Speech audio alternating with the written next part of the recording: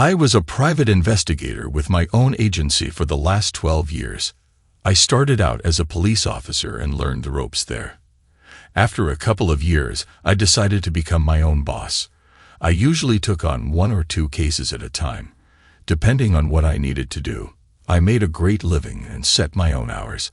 I was 38 years old and had been divorced for a year. My marriage lasted less than 6 months. I dated many women throughout my life and never had trouble finding dates. Being a decent-looking male with financial stability and a promising future was appealing to many women. My ex-wife was close to my age, a nice-looking woman who was a good partner. We dated on and off for about a year before she convinced me to take her to Las Vegas, where we got married.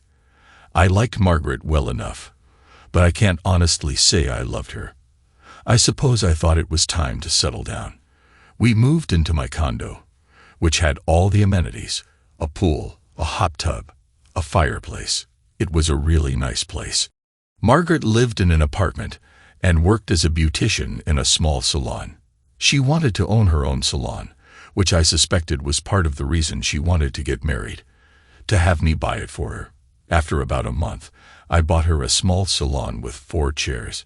She hired 2 friends, and she, of course, was the owner. I didn't pay much attention to her business, but I suppose she was doing well. One Saturday, she mentioned she had a couple of appointments and would be home later. I told her that was fine. I had a case I was working on and would be out most of the day. I was a few blocks from her salon and needed to use the restroom, so I decided to stop by her place. When I arrived, the sign in the window said closed. I assumed she was done early and had gone home, so I used my key to get in. As I headed for the restroom, I heard sounds coming from the office. I knew what those sounds were, being a private investigator, but I didn't know who was in the office. I cautiously approached the door, felt the doorknob, and realized it wasn't locked. I took out my firearm, which I always carried, and opened the door quickly. There was my wife of a few months, with her skirt up and sitting on the lap of another man. I must have startled them as Margaret screamed and called out my name. Her lover tried to get up, but I intervened by striking him once, leaving a bruise and scratch on his cheek. I told him to get up and leave immediately, warning him that the next time I saw him, he wouldn't be so lucky. He hurriedly dressed and left. Margaret was crying and tried to explain that it wasn't what it seemed. I told her to be quiet. She was supposed to be my wife, and here she was with another man. Our marriage was over. I gave her 2 hours to collect her things from the condo and leave the key on the kitchen table. If her belongings were still there when I returned, I would throw them out onto the pavement. I then left and went to my friend's house. He was a lawyer and didn't work on Saturdays. He invited me in, and I told him I wanted a divorce as soon as possible because I had caught Margaret with another man just minutes before. I mentioned that she could keep the salon.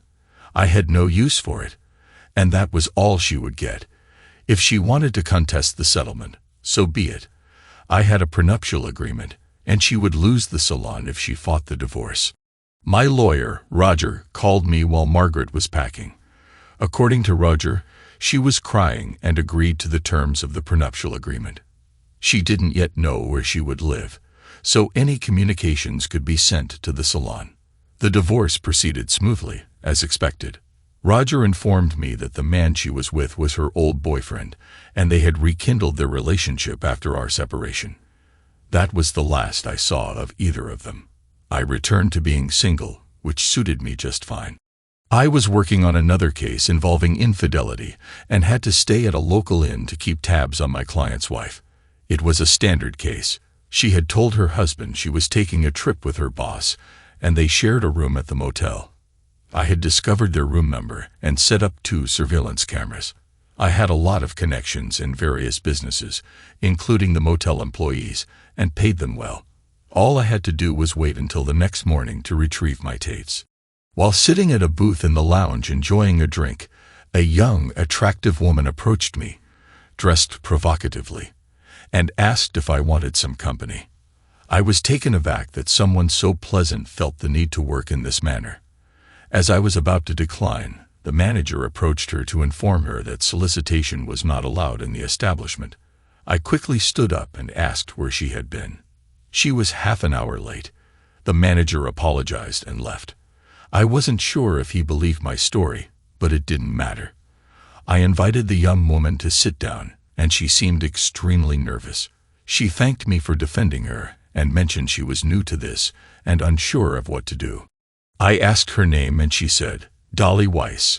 When I asked for a real name, she looked up and said, Peggy Sue Williams.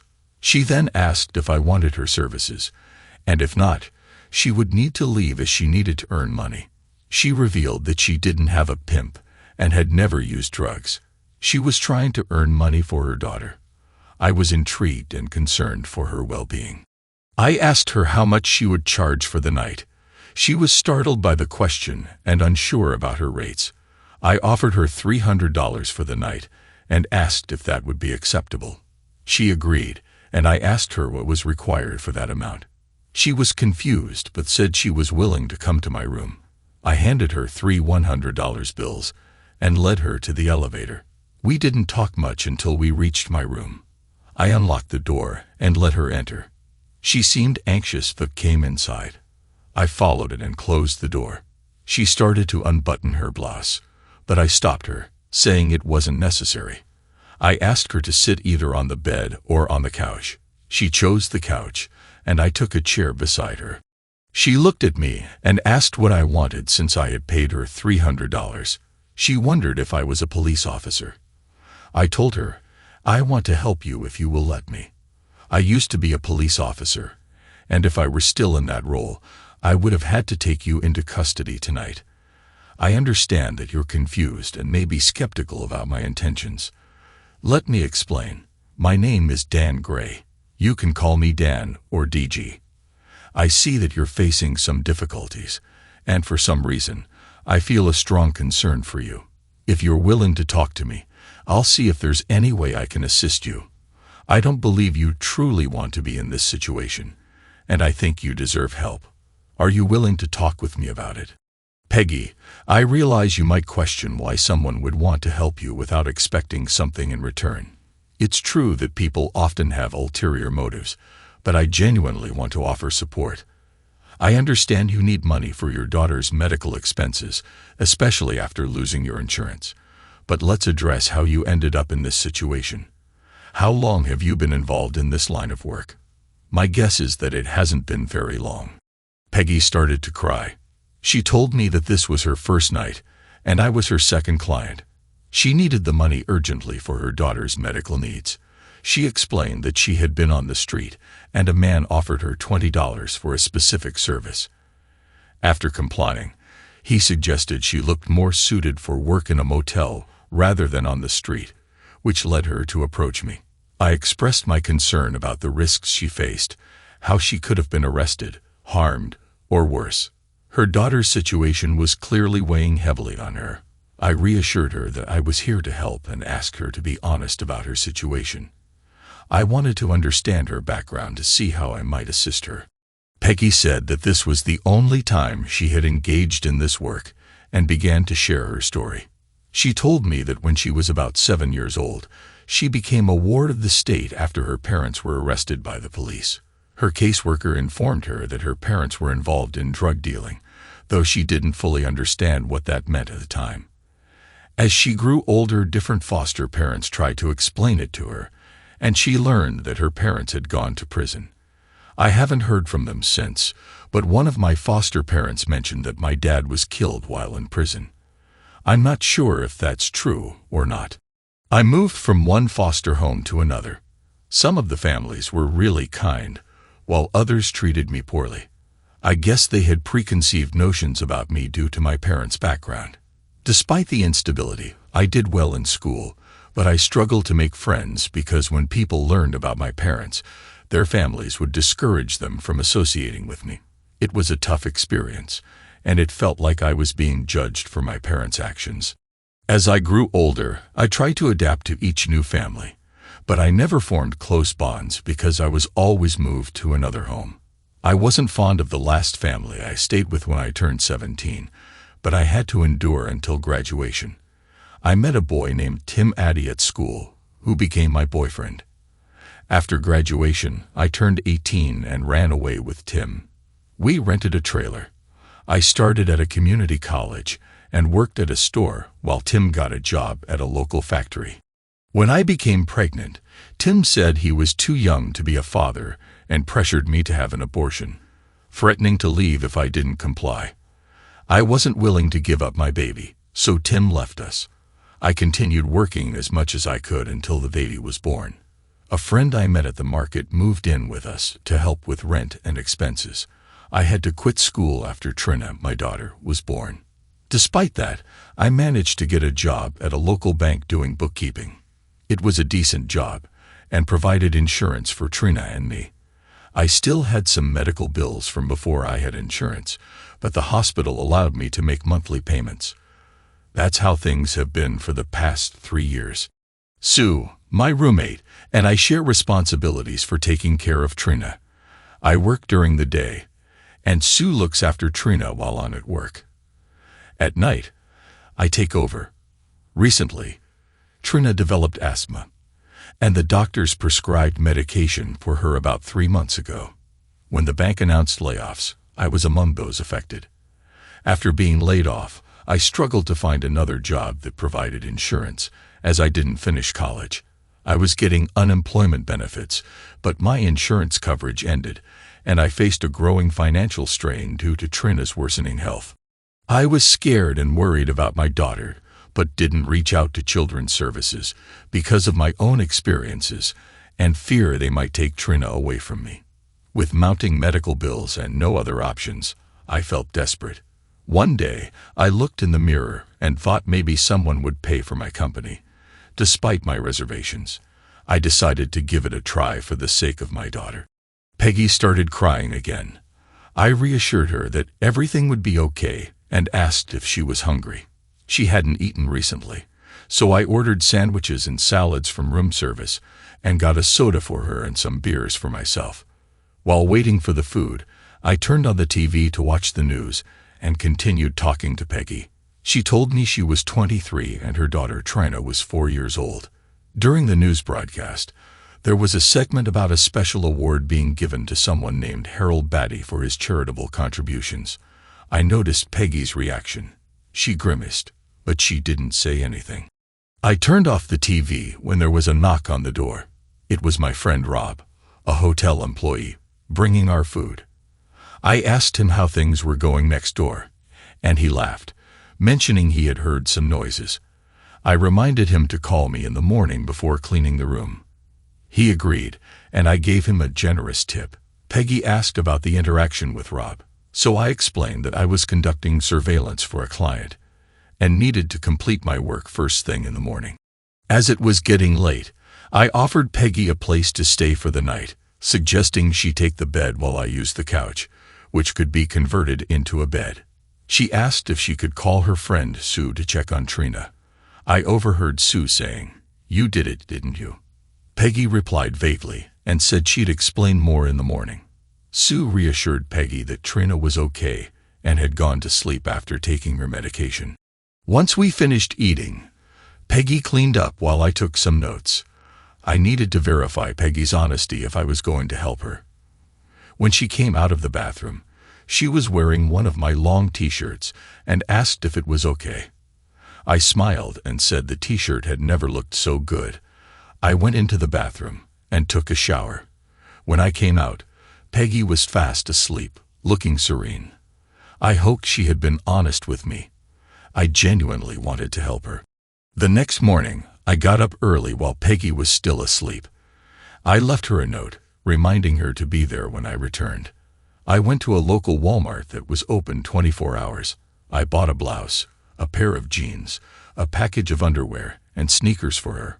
I also visited the cosmetics counter and picked up some cologne and lipstick that I thought would suit her. Realizing I had forgotten a bra, I went back and got one, then packed everything into an overnight bag and headed back to the motel. As I opened the door, I heard Peggy singing in the shower. She had a pleasant voice, and I imagined her singing to her daughter. When the shower stopped and the bathroom door opened. I must have startled her. She let out a small scream as she stood there wrapped in a towel. She looked great. I handed her the overnight bag, and she asked what it was. I told her it was clothes because I didn't want her going out to breakfast in what she was wearing. She took the bag and went back into the bathroom. A few minutes later, she emerged smiling and asked how I knew her sizes. I explained that when I went to the bathroom the night before, her clothes were scattered, and I noticed the size tags. I guessed the jeans based on her skirt and chose the cologne and lipstick because I liked them. She thanked me and gave me a kiss on the cheek. Then she asked what would happen next. I told her we'd go to breakfast, return to the room, and after I finished my work, I'd make sure she got home. After breakfast, Peggy looked great in the jeans. She could have passed for my daughter. She was lovely and smelled wonderful. She was cheerful throughout our meal. I went next door to collect my tapes. Judging by the state of the room, my client's wife and her boss had spent the night. I planned to deliver the tapes to my client later. I asked Peggy if she had driven to the motel the night before. She laughed and said her car was so old it would be a classic if it were in better shape. It was just an old rust bucket that got her around. As we prepared to leave the room, Peggy offered to return the $300, saying she didn't earn it. I insisted she did, so I offered her the same amount to spend another night with me, just talking. She cried again, her emotions on full display. We got into my Mercedes, and I drove her home. She lived in a trailer park not far from town. As we drove, I asked her to promise she wouldn't try selling herself again. I gave her my card and told her to call if she needed anything. Otherwise, I'd check in with her in a few days and reassured her everything would be all right. As she got out, she gave me a big hug and kissed me on the lips, repeatedly thanking me as she took her overnight bag and went inside. I stopped by my office to make a few calls. I reached out to a contact and asked her to gather information on a few names: Peggy Sue Williams, Tim Addy, and Harold Batty. I requested that she keep it discreet and update me as soon as possible. Then I called my client, informing him I had tapes that confirmed his wife's affair and that they should provide all the proof he needed. We arranged a meeting for later that day. I reviewed the tapes. His wife was quite attractive and seemed very involved in her activities. One tape showed her with her boss, and later, another woman joined them. The footage included intimate moments between the two women. I ran the second woman's photo through a database, knowing my client might need her identity. I met with my client and advised him to view the tapes alone. I mentioned that the recordings were made without the recipient's knowledge, so they couldn't be used in court, but could be valuable for leverage. I also provided him with a tape of the hallway monitor showing who entered and exited the room at what time. That tape could be used in court. He paid me, and I left. Unfortunately, I might have initiated another divorce proceeding, but that's part of the job. When you play, you pay was my motto. Returning to my office, I had a message from my contact to call back. She provided information on all three individuals: Tim Addy, Peggy Sue Williams, and Harold Batty. Tim Addy worked at a local factory. His name was in the database because he was caught with a small amount of marijuana during a traffic stop about a year ago. He paid a fine and completed some community service, nothing serious. Peggy Sue Williams, however, had a more complex background. She was a ward of the court from a young age after her parents were imprisoned for drug-related offenses. Her father died in a prison riot about 10 years ago, and her mother was released and moved out west. Since Peggy wasn't on the official list, my contact didn't investigate further. Peggy had run away from her last foster home and had accused the foster parent of assault. However, the police found insufficient evidence, and the case was dropped as the man claimed it was consensual and questioned why Peggy had waited 2 months to report it. My contact also noted that Peggy had a child. The most significant discovery was about Harold Batty. He was the accused assailant and was set to receive an Outstanding Citizen Award in a few weeks. There was no further information on Peggy other than a recent traffic ticket for an unsafe vehicle. I thanked my contact and ended the call. Everything Peggy had told me was accurate except for the assault claim. Her reaction had suggested she was honest. I decided to visit Mr. Batty after a busy day and headed home. I thought about Peggy, her difficult past, and her sick child, and felt a growing sense of care for her. I went to bed early, tired from the hideaway bed, but with the knowledge that Peggy was close by. I woke up to my phone ringing at 4:30 a.m. It was Peggy, sounding anxious. "Dan, is that you?" she asked. I recognized her voice immediately. She explained that Trina was having trouble breathing and needed to be admitted to the hospital. She asked if she could borrow money for Trina's admission. I told her to have the doctor admit Trina and I would be there in 15 minutes. I dressed quickly and headed to the hospital, knowing they had to admit children without delay. I was frustrated by the unnecessary difficulties Peggy was facing. When I arrived, Peggy ran to me, and the doctor apologized for the admission error. I told him to apologize to Peggy, as she must have misunderstood him about her daughter's admission. The doctor expressed his regret to Peggy, and I went to the admissions desk, offering my credit card to cover all charges for Trina. I also asked for an itemized bill and to add any remaining balance to the account. The clerk seemed concerned, likely having informed the doctor of the outstanding balance. Peggy, tearful again, hugged me and thanked me repeatedly. I assured her that everything was taken care of and that Trina would receive excellent care. The doctor returned, saying Trina's breathing was under control and they would keep her for a few days to run tests and determine the appropriate medication. Peggy and I then went to the cafeteria for coffee and talked for a while. She expressed her gratitude, saying she had never met a man like me and didn't know men like me existed. I reassured her, "No more tears. I'm here if you need me." I felt compelled to help a stranger, unsure why I felt responsible but driven to do so. Peggy mentioned wanting to return to Trina's room, and I told her to call me later in the day because I would like to see her at my office when she had a chance. There were a few things I wanted to discuss with her. She said she would repay every dollar I'd loaned her, even if it took the rest of her life. I just smiled and mentioned that I liked the idea of seeing her for that long and might just hold her to it. Later that day, she called and informed me that Trina was doing well. The doctor said that the medications hadn't been effective, which was why Trina experienced the breathing flare-up. However, now that she was tested, they were confident they could find the right combination, and Trina would likely be released in the next couple of days. She thanked me again and said she hadn't forgotten that I wanted to see her and would come by probably the next day when her friend Sue would be with Trina. 2 days later, a car emitting blue smoke pulled up in front of my office. I watched Peggy jump out, smiling when she saw me at the door. She asked how I knew she was coming, and I told her I heard her car's noise and saw the smoke 10 minutes ago. She laughed and came into my modest office. As she entered, she saw a beautiful woman at my reception desk and looked taken aback. I introduced the two women. "Peggy, this is June. And June, this is Peggy, the woman I mentioned to you." They greeted each other, though there was an air of curiosity.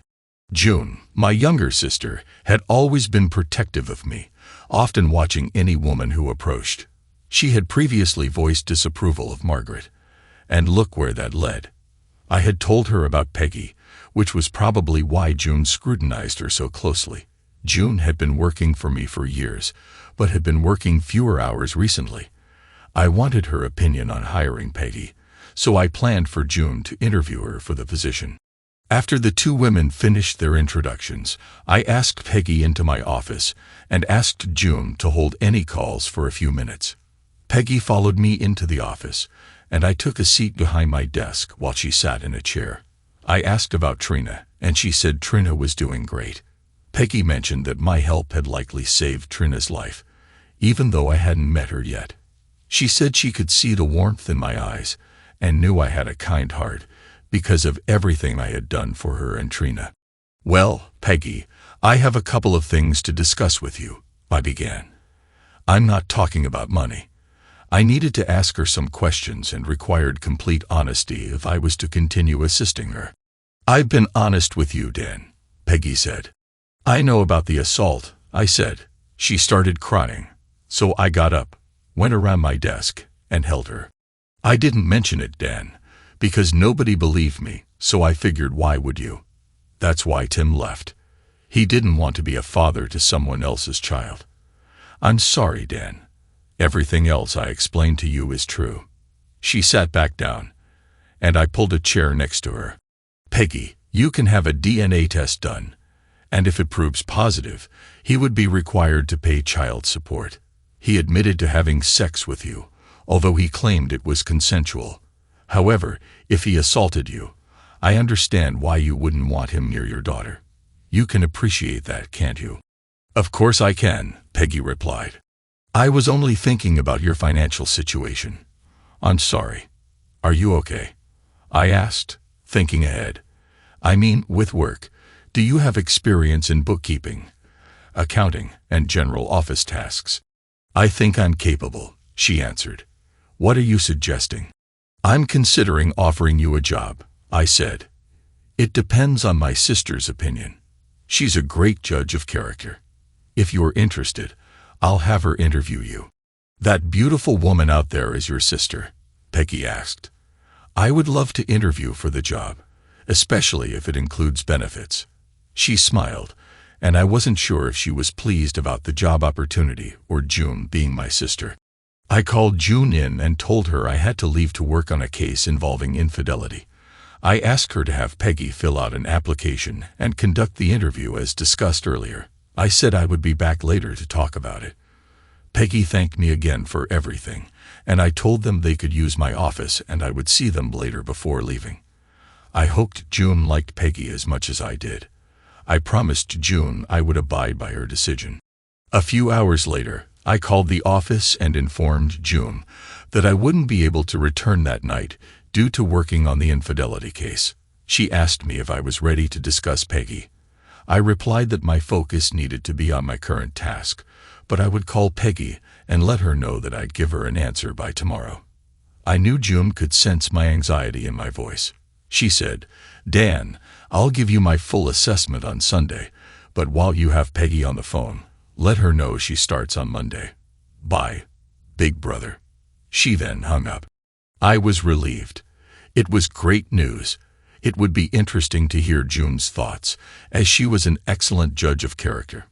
With that in mind, I smiled and went to gather information on another case of infidelity. It seemed like people no longer valued their relationships. For once, I wished to discover that the spouse wasn't cheating, just a misunderstanding on the client's part. Unfortunately, that hadn't happened yet. Usually, where there's smoke, there's fire. What an original insight. I gave Peggy a quick call.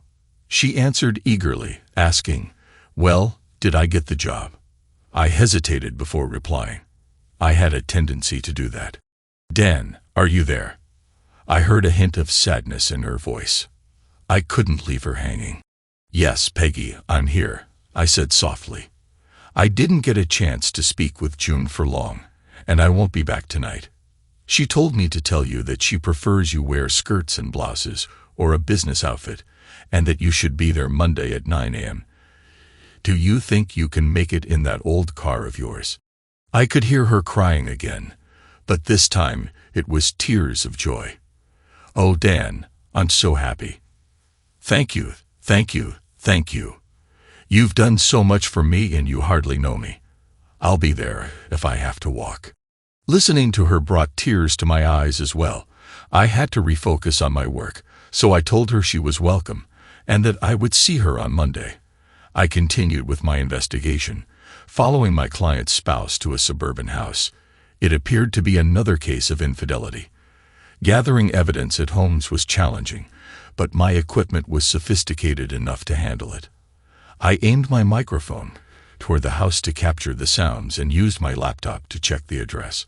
According to the data service I used, Bob and Sarah Mills had lived there for 12 years. I called my source for a background check, as I like to provide my clients with comprehensive information. She promised to get back to me, so I continued recording the sounds from the house. The noises were explicit and ongoing. I always wondered why the husband was cheating. I had met his wife, who was as attractive as the woman he was with. She didn't seem like someone who would always refuse her husband. I just needed to collect the evidence. My source called back, saying there was no significant background information on either person. It seemed like another marriage falling apart.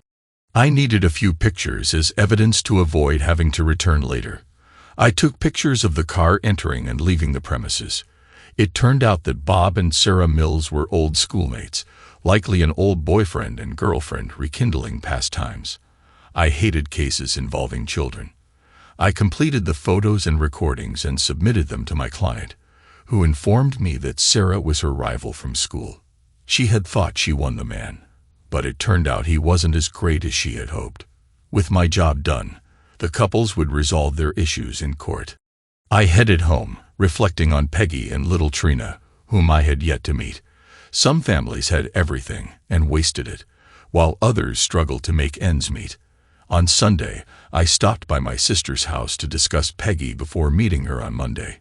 June greeted me with a warm hug, and her 2 kids ran out to greet me, calling Uncle Dan. Uncle Dan. June had been married for about 8 years to Bob, a skilled electronics technician. He was the reason I always had the latest equipment. As Bob cooked steaks and the kids played in the pool, June and I talked. "Well, what do you think of Peggy Sue?" I asked. "Dan, she's wonderful, bright, intelligent, and, as you know, beautiful. She picks things up quickly. I went over a few duties with her, and she learned them immediately. She's familiar with using a computer, although she'll need to learn our specific programs. I don't anticipate any problems." She did ask if she could bring Trina to the office for the first few weeks until she gets accustomed to her new medical routine. After that, she plans to enroll Trina in preschool. I said I'd discuss it with you, but I don't foresee any issues there. The only concern I see is that she seems to be quite fond of you, June added. "What do you mean?" I asked, surprised. "Dan, she's extremely grateful for everything you've done.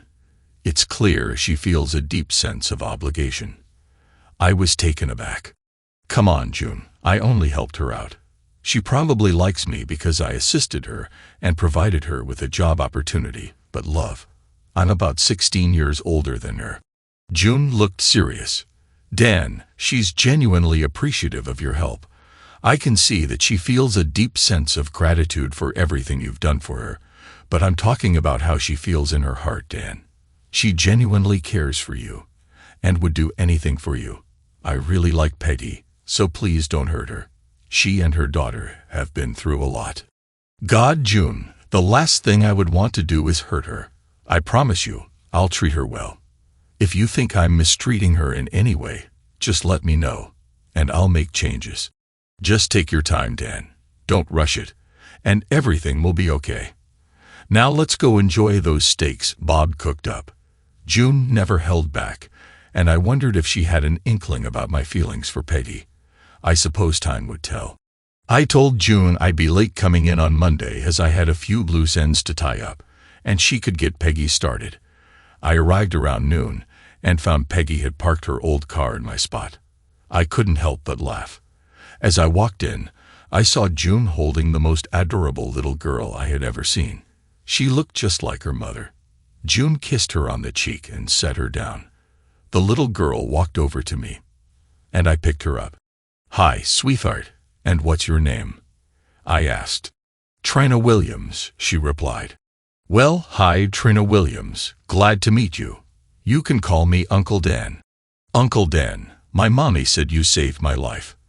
"Thank you," she said and gave me a big hug that brought tears to my eyes. It was the most touching thank you I had ever received.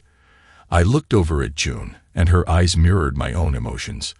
Peggy emerged from one of the offices and saw me holding Trina. She smiled until she noticed June and me with tears in our eyes. "Is something the matter?" she asked. "No, a little girl just made my day," I said, smiling. I asked Peggy to take her car down the road to the dealership and ask for Ray, who would show her some cars. Since she was working for us, she needed a more reliable vehicle. Peggy was about to mention money, but instead asked if she should take Trina with her. I told her we'd watch Trina while she went. Ray, the auto dealer, later told me that Peggy had arrived in her old car and was looking at used cars. When he told her she wasn't supposed to get one of those, she thought they were beyond her budget. Ray then took her into the showroom and explained that I wanted her to pick out a new car and we would cover the lease. He informed her there was a price limit, which I had set, but he wasn't supposed to tell her unless she went over it. Peggy was eyeing a Mercedes, which was almost double the limit I had set. Ray didn't say anything until she moved to the compact cars and chose one. She wanted a 4-door vehicle for Trina's car seat and preferred vinyl seats for easy cleaning. Ray told her she could opt for a bigger car if she wished. Peggy decided on a compact car, but requested it in blue, Trina's favorite color, and asked if they had a portable DVD player for the car. Ray confirmed they could get her the car in blue with the DVD player installed and mentioned that she could clean out her old car and transfer the child's seat. Ray later said he had asked Peggy about her interest in the Mercedes, and she mentioned that it was the same kind of car I drove, which made me smile. Peggy loved her new compact car, and after transferring her personal items and child's seat, she returned to the office. She parked in my spot again and greeted me with a big hug. "Oh, I'm sorry, you're my boss now," she said, making June and me laugh. Peggy had a knack for doing little things that made us laugh, and I really liked her. Over the next few days, Peggy and June became the best of friends, almost like sisters. It was wonderful to hear them laughing together from the office. Little Trina also frequently visited my office, sitting on my lap while I worked on the phone or computer. She would color or draw pictures, and I found myself deeply fond of her and her mother. Admitting my feelings for Peggy was difficult, but I knew I had a genuine connection with both of them. We maintained a professional relationship at the office, but a couple of times a week we would go out for dinner, always bringing Trina along. One morning I decided to visit Mr. Harold Batty. I needed to be cautious around him, since I knew he had assaulted Peggy, and she wanted nothing to do with him. I had an appointment with him that morning. His secretary informed me that Mr. Batty was ready to see me after a short wait. "So, Mr. Gray, you're a private investigator. What can I do for you?" "Mr. Batty, I'm here on behalf of Peggy Sue Williams." "What's this about?" "That case is closed. I never assaulted anyone. We had consensual relations. If you have any other questions, you can contact my attorney. Now, please leave." "Okay, Mr. Batty, I'll head over to the newspaper and share information about your daughter, the one you don't acknowledge. With the special award coming next week, I'm sure they'd be interested in this story." "What child?" he asked, clearly agitated. "You son of a... I'm tired of playing games with you. The woman you had relations with about 5 years ago had a baby, your child. I have all the proof I need to go public with this, and I'm sure your wife, children, and grandchildren will be quite surprised to learn about this new family member." I saw the shock on his face. He had no idea Peggy had become pregnant. I noticed an inhaler on his desk, and he picked it up and took a sniff. "Mr. Batty, I might mention that your child has asthma as well. Seems it runs in the family. What do you want from me? How do I know you're not lying?" "Let's start with what I need for Peggy and your daughter. First, I want you to draft a letter relinquishing all parental rights to the child, stating you will have no involvement with either of them. This will ensure Peggy is the sole parent. Next, I want a cashier's check made out to Peggy Williams for $50,000 to cover past and future medical expenses, primarily due to the pregnancy and asthma." "That's blackmail. I could have you arrested." "No, you can't. I'm offering you a way out. Alternatively, you could cover all her medical bills and child support for the next 18 years.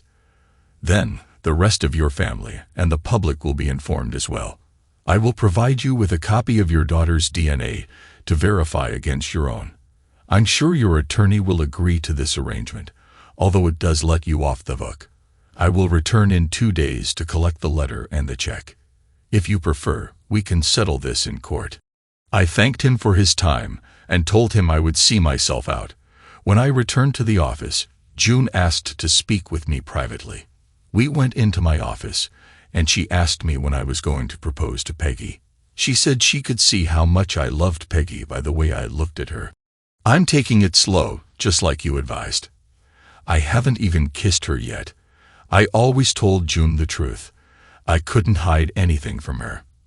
I admitted that I thought I was in love with Peggy, stronger than I ever felt with any woman, even Margaret, to whom I was briefly married. But I was 16 years older than Peggy and wondered what our marriage would be like in the future.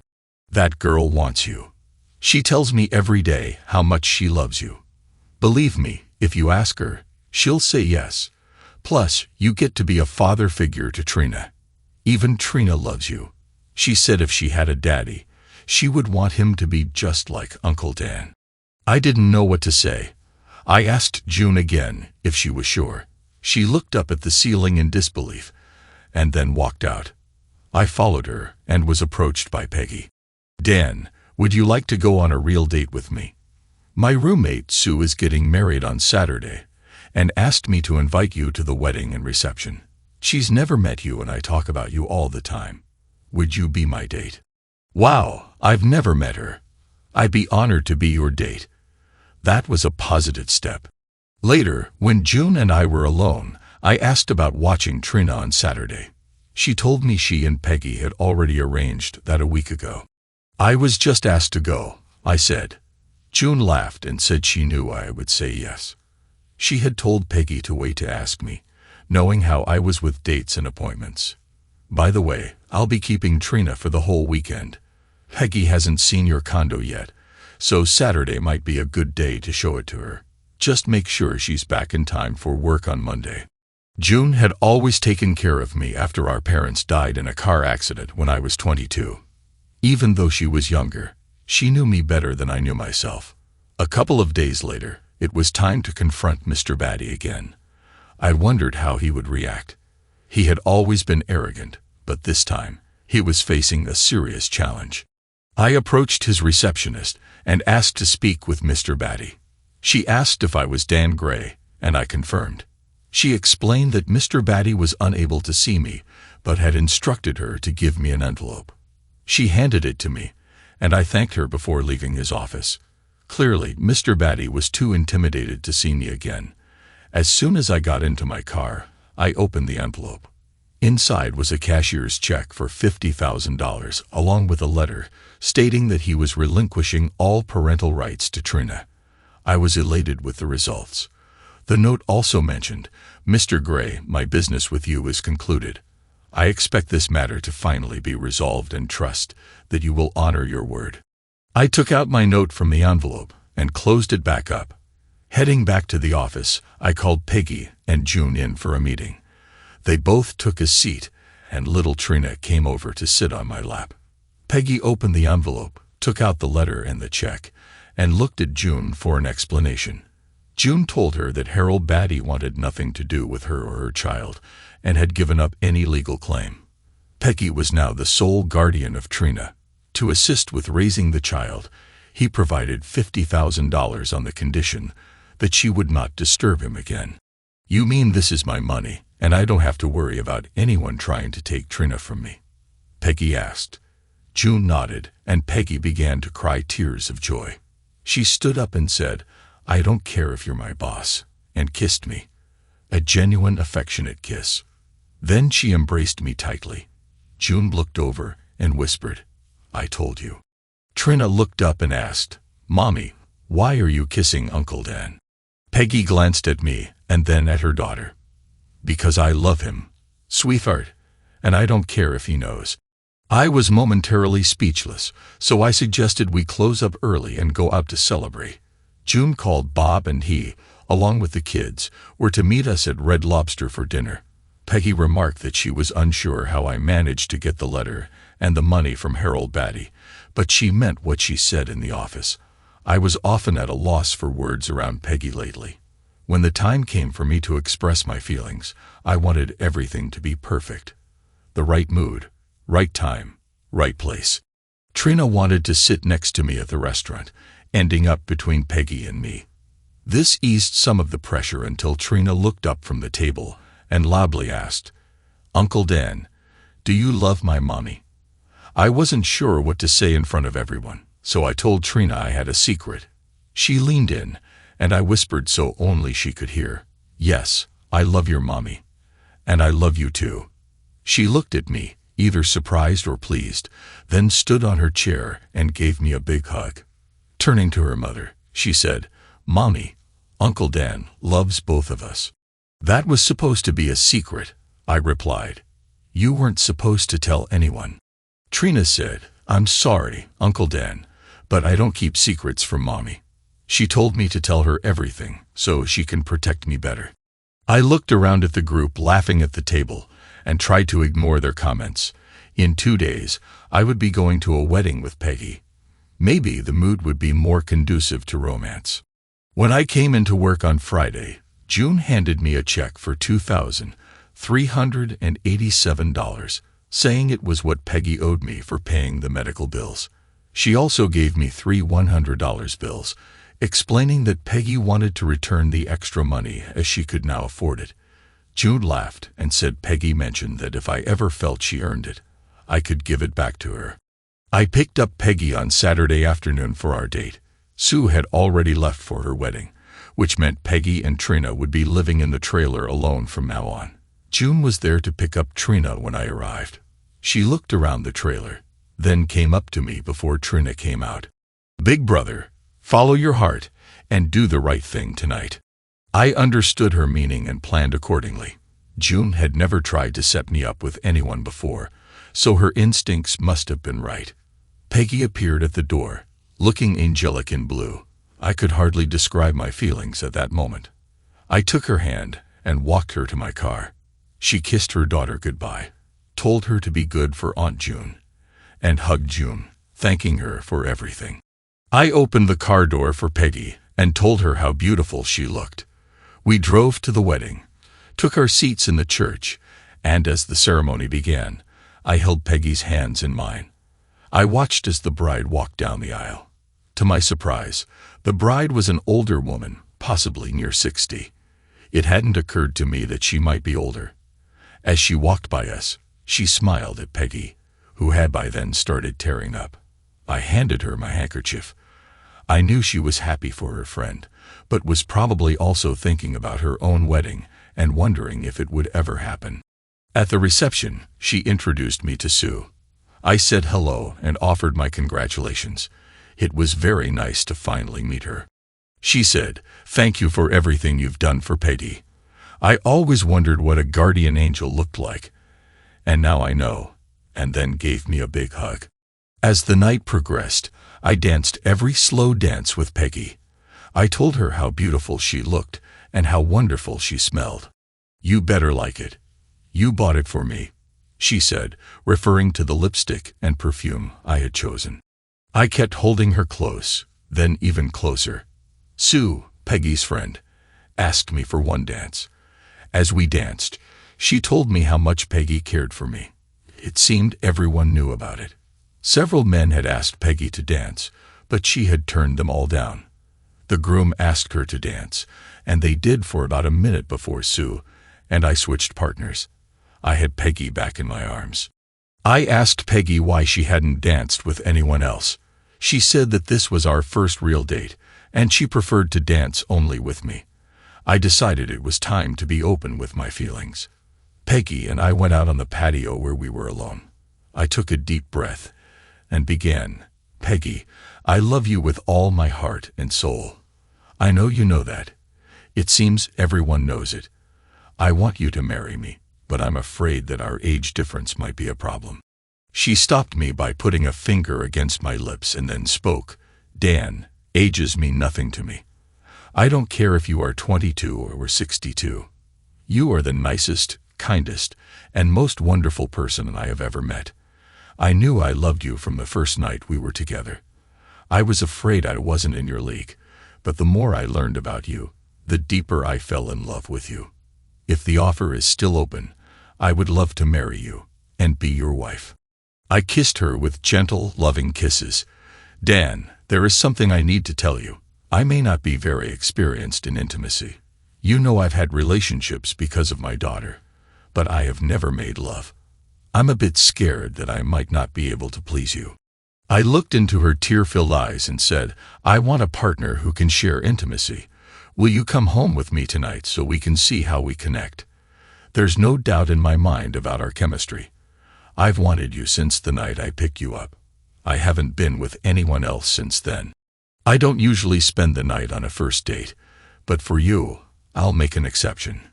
Can we leave now and get a head start?" We bid farewell to Sue and her husband. I saw Peggy whisper in Sue's ear, and I knew she was telling her about my proposal. They hugged, and then we left. As we pulled up to my condo, Peggy was amazed by the pool, sauna, and hot tub. I asked if she wanted to start there, but she shook her head no. So we walked into my condo. She admired how beautiful it was but mentioned it could use a woman's touch. I agreed. There's something about the way a woman decorates that makes a place feel more like a home. I showed her through the rooms and then to the master bedroom. She saw the king-sized bed, smiled at me, and said, "I want to begin there," pointing to the bed. There we were in my bedroom. We were both a bit nervous. I had done this many times before, but it still made me anxious. I walked over to the CD player and put on a romantic disc with soft music playing in the background. I turned on a corner lamp and turned off the other lights. I asked Peggy if she wanted to continue, and she replied, "More than anything, just please be gentle with me." I reached for the zipper on her dress and slowly pulled it down, allowing the dress to slip to the floor. She stepped out of it, and I carefully draped it over a chair. I wrapped my arms around her and kissed her softly, savoring her delightful fragrance as our lips barely touched. As I removed my suit jacket, she was untying my tie. When I started to unbutton my shirt, she paused me, saying she wanted to do it. While I removed my shirt, she unbuckled my belt and unbuttoned my trousers. We were left in our undergarments. She sat on the edge of the bed, and I gently pushed her back so she was lying on her back, her legs hanging over the side. All the while, soft romantic music played in the background, and I could hear Peggy's soft sighs, which filled the air with a beautiful tension.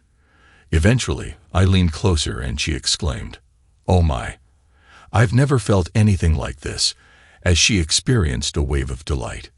She moved to the center of the bed, and I joined her. "Dan, that was the most incredible feeling ever," she said.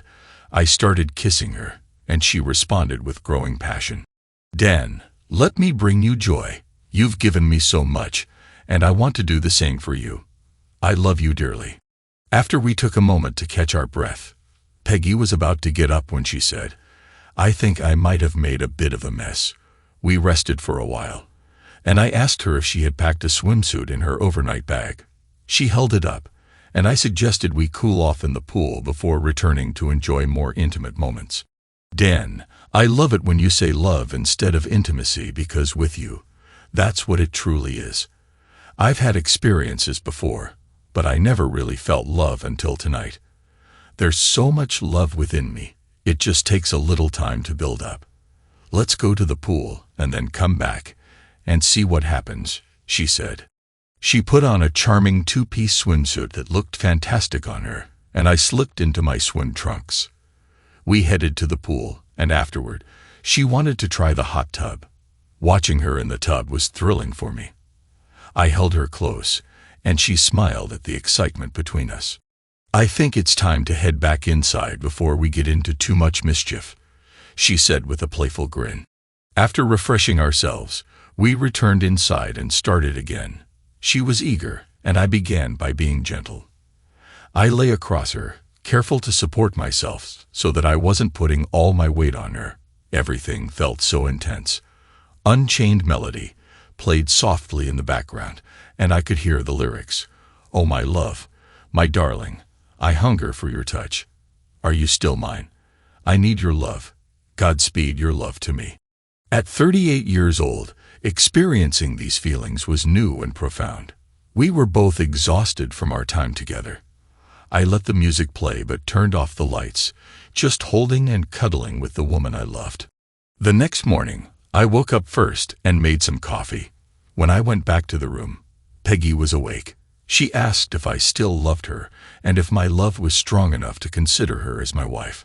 I told her I had something for her. As I reached into the nightstand, she joked, "You're not going to give me the $300 back, are you?" Smiling, I pulled out an engagement ring and said, "No, not the $300, although you more than earned it. I have this instead. Will you marry me, Peggy Sue Williams, and make me the happiest man alive?" As I slid the ring onto her finger, she was still as she was, but she grabbed me and hugged me with tears in her eyes. "Yes, yes, 100 times yes, I will be your wife. You have made me the happiest woman on this planet." The rest of the weekend was a repeat of our wonderful time together. We went to work on Monday and June noticed the glow on both of us.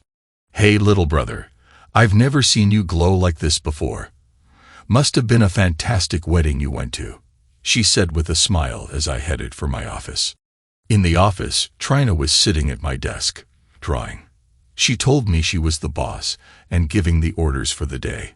Peggy came in and laughed as she listened to her daughter giving out instructions. When Trina saw her mom, she ran to her. It was heartwarming to see their bond. Peggy showed Trina the engagement ring I had given her. Trina asked what it meant. "Well, sweetheart, it means that Mommy and Uncle Dan are going to get married," Peggy explained. Trina then asked, "What about me, Mommy?" "I'll answer that, Trina," I said. "You probably won't call me Uncle Dan anymore. You can call me Dad if you want." I saw tears in everyone's eyes. June's, Peggy's, and even little Trina's. I had tears in my own eyes too. Trina looked at me and then at her mom and said, "We're going to be a real family, just like on TV." I hoped our family would be even better than the TV families, but I remembered that Peggy had told me they liked watching classic family shows together. That's the kind of family I wanted us to be. We did get married soon after that special weekend. I adopted Trina, and our life together is wonderful. They moved into my condo, and now it truly feels like a home. To think it all began with a chance encounter with someone in need. It's one of the most unusual starts to a marriage I can imagine. I often wonder where she would be today if she had left that evening, or if I hadn't helped her. Looking back, I have to believe that fate played a role, guiding us together. I had never helped anyone in that way before, and probably won't again. There was something uniquely special about our meeting and our connection. Our intimacy is fulfilling, and though we wait for Trina to go to bed, the wait is always worth it. Thanks to everyone who took the time to listen to today's stories. If you enjoyed it, please consider liking and subscribing if you haven't already. Feel free to share your thoughts on the events in the comments below. Take care.